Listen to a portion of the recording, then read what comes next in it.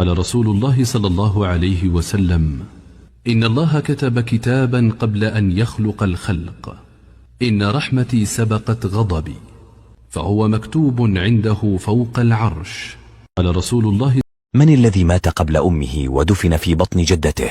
هو هابيل، مات قبل أمه حواء ودفن في الأرض التي خلق منها أباه. ومن هو أطول الأنبياء؟ هو آدم عليه السلام. ومن هو أطول الأنبياء عمرا؟ هو نوح عليه السلام. ومن هم خدم الجنة؟ الولدان المخلدون. وما هو أول طعام أهل الجنة؟ زيادة كبد الحوت.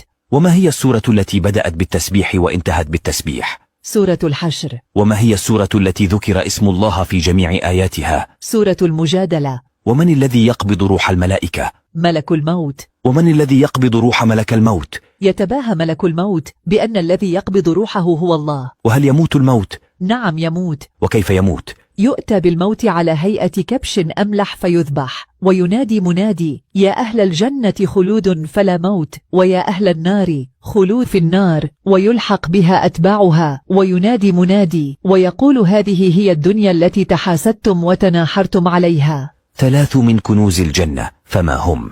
كتمان المصيبة، وكتمان الصدقة، وكتمان المرض. وما هي الباقيات الصالحات؟ سبحان الله والحمد لله ولا إله إلا الله والله أكبر. هناك رجلان ما زالوا على قيد الحياة منذ آلاف السنين إلى يومنا هذا، فمن هم؟ عيسى عليه السلام وهو موجود في السماء الثانية، والمسيح الدجال وهو موجود في الجزيرة.